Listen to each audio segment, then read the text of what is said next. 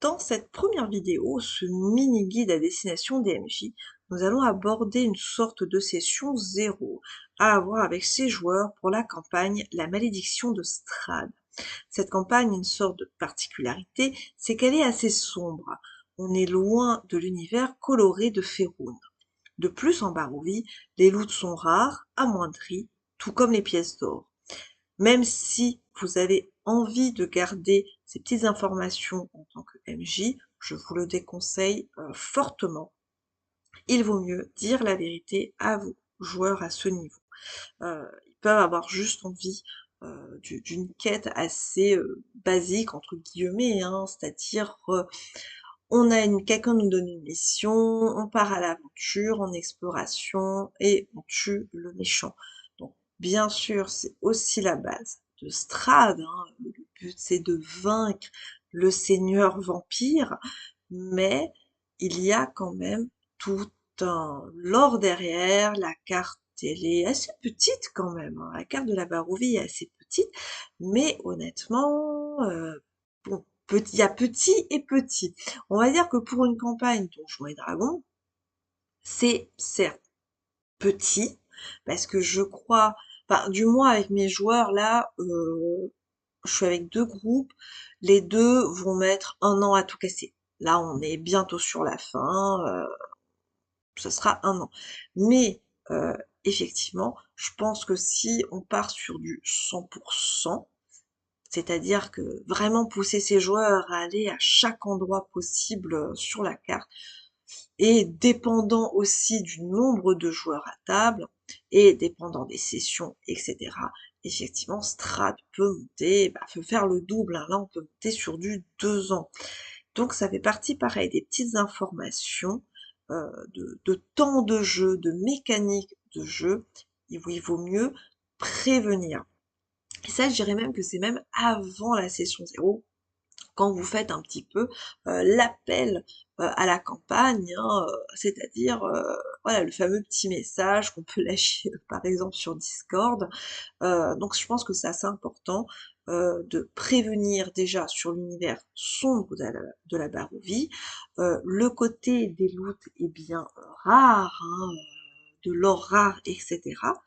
Parce qu'il y a des joueurs qui aiment ce sentiment, et aussi donner un indice sur la durée de jeu en fait que cela prendra, avec y compris la durée des sessions, hein, la fréquence des sessions que vous envisagez, et aussi, si possible, au niveau de la montée de niveau, ce que vous envisagez.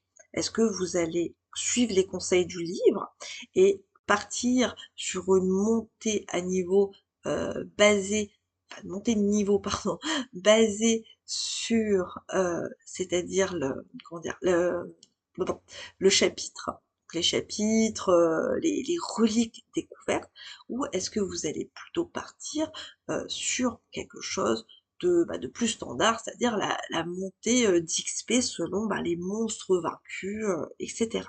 Donc ça aussi, ça peut déjà mettre le ton, parce que ça va mettre le ton où le joueur va se dire, ah, alors là, ce sera peut-être plus axé combat, peut-être, ou est là, peut-être un petit peu plus roleplay, etc.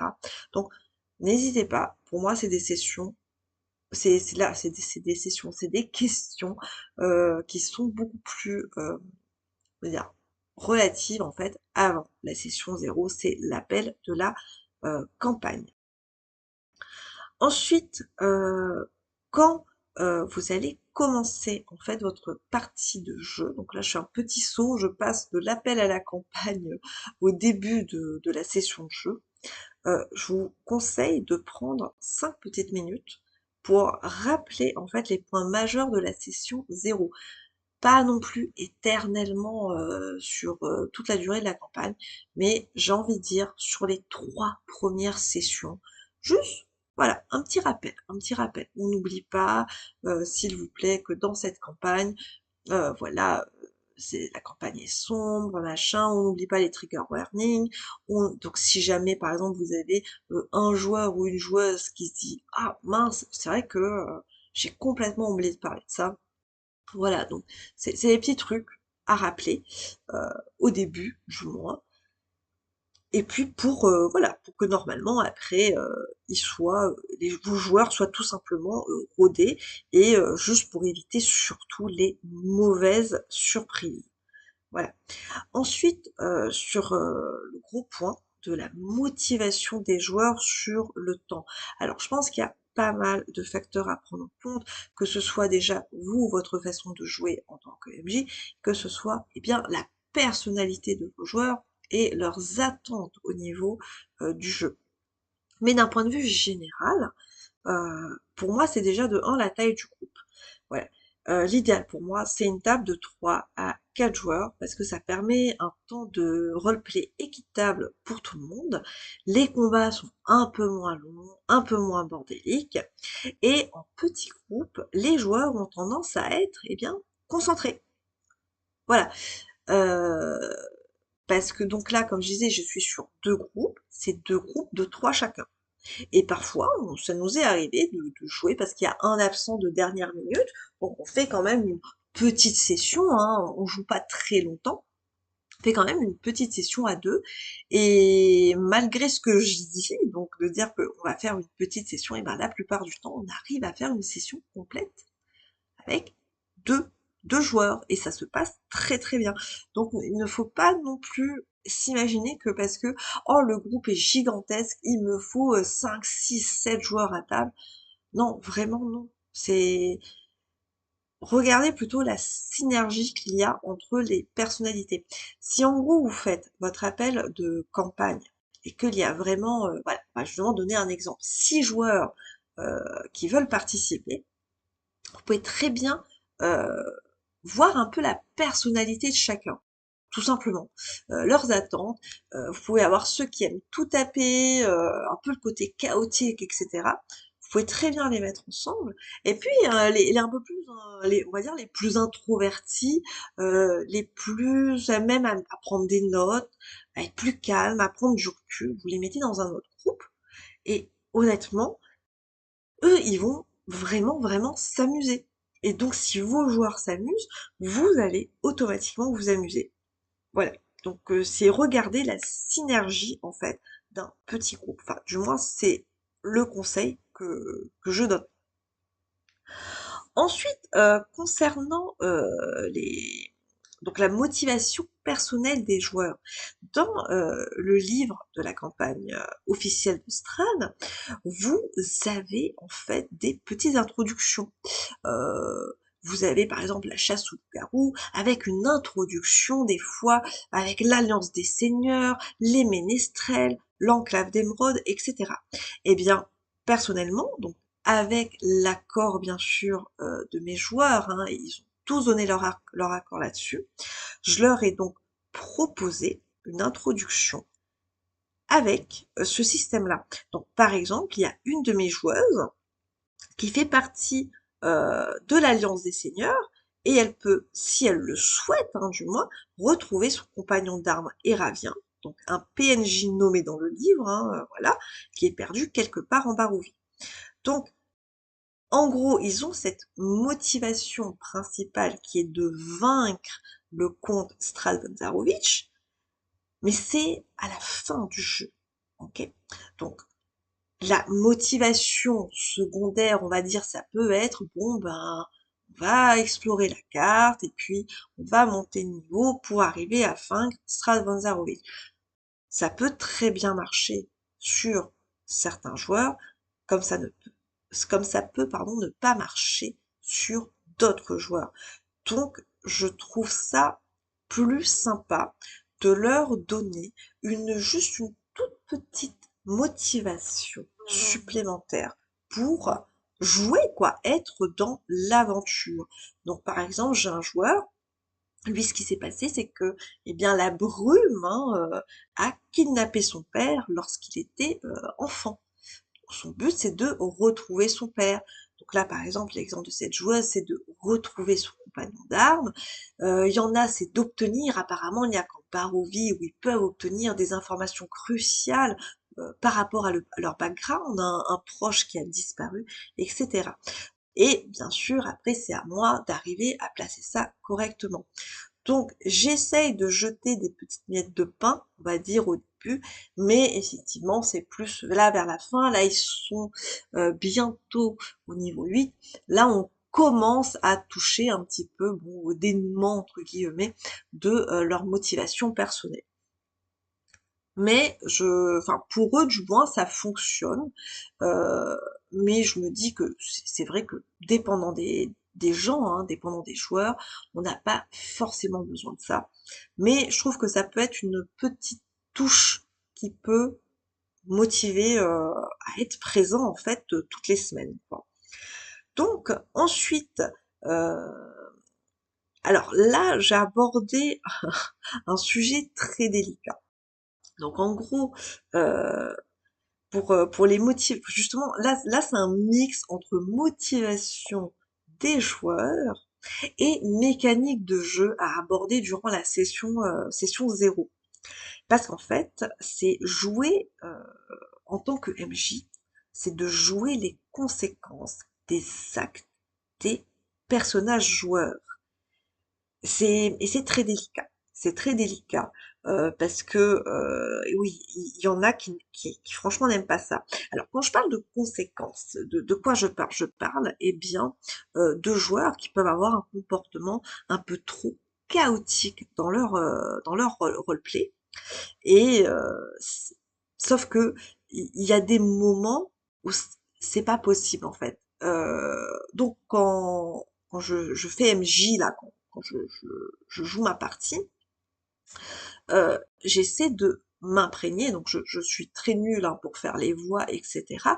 Mais j'essaie de m'imprégner un petit peu comme si de la personnalité générale des PNJ, quoi, pour leur donner un petit peu un ton, on va dire. Est-ce qu'ils sont agressifs? Est-ce qu'ils sont aimables? Est-ce que c'est des bonnes crèmes?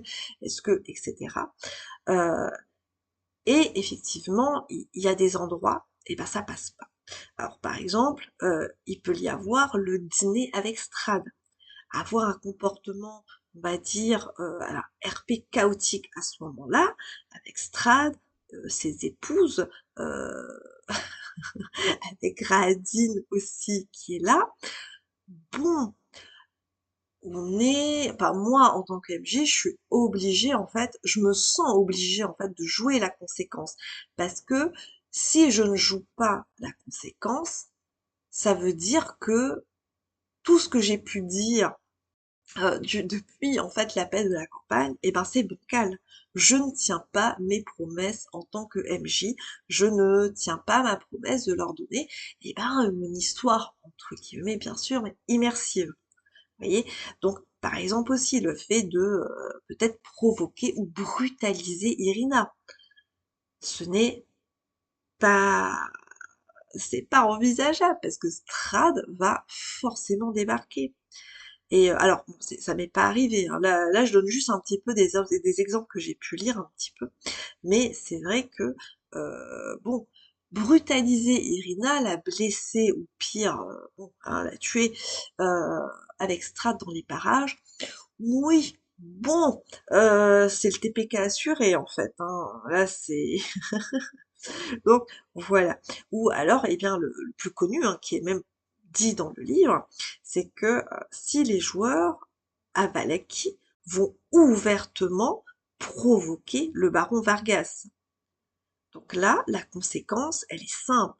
On se met à dos tous les gardes de Valaki, et même en cas de victoire du groupe, les habitants ne veulent plus avoir affaire aux personnages joueurs. Donc à chaque fois qu'ils vont forcer leur entrée dans la ville, ils vont tous se réfugier pardon, chez eux, etc. Donc effectivement, il y a des joueurs qui peuvent se sentir à l'aise en ce côté, bon bah de jouer l'intimidation, etc. pour avoir ce qu'ils veulent. Mais est-ce que ça va être fun à chaque session pour les joueurs qui ne jouent pas comme ça, ainsi que le MJ? Voilà. Donc, Pour ça, je dis que j'aime bien jouer quand même les conséquences. Alors attention, quand je dis jouer les conséquences, je parle jamais trop d'un côté punitif. J'essaie, toujours de comment dire? D'adoucir, d'arrondir les angles, mais je préviens quand même.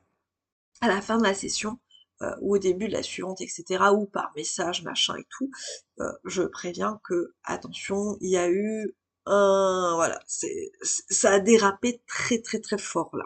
Voilà. Et effectivement, des fois, ça ne plaît pas. Donc il faut faire quand même attention à ça. Ça peut créer des tensions même temporaires, mais on va dire que si pardon, c'est dans un groupe fragile, et ben vous pouvez, bah, avoir des petits soucis, hein, pour le coup. Si le groupe est solide et qu'il y a des tensions, ça va se dissiper, naturellement. Cas contraire, voilà. Et donc pour le coup, j'ai juste envie de conclure, avec un conseil, bah, pour les MJ débutants. Écoutez ce que vos joueurs, ils ont à vous dire, en fait. La session 0, elle est pas là que pour vous, elle est là pour vous et surtout pour les joueurs, pour savoir dans quoi ils s'embarquent. Et pareil, les petits rappels que je conseille de faire en début de session, c'est surtout, surtout, surtout pour vos joueurs. Heu, Faites attention à ça, soyez à l'écoute, en fait, désamorcez en gros, les bombes, tranquillement. Enfin, il y a, je trouve que Strad, en fait, ça teste aussi, comme je dis, ça teste la solidité et la synergie d'un groupe. Même s'il y a des petits problèmes, etc., la synergie, elle est là, tout le monde s'en remet. La synergie, elle est pas là, bon, voilà, c'est pas dit. Donc faites attention à ça. Prévenez bien vos joueurs, hein. Je sais que c'est très très saoulant parce que moi-même avant de me lancer dans Strad, j'avais regardé quelques vidéos, il y avait énormément d'avertissements. Attention, attention, prévenez vos joueurs, prévenez vos joueurs. Mais en fait, non, mais c'est vrai. Il faut prévenir ses joueurs. C'est chiant, mais il faut. C'est beaucoup mieux, c'est beaucoup plus sympa. Et puis, faut toujours bien sûr avoir leur accord. Strad étant une campagne comme encore une fois sombre, je vous déconseille fortement de jouer avec le background euh, de vos joueurs et d'en faire un petit peu ce que vous voulez. Euh, Surtout quand on est emporté par le côté sombre de cette histoire.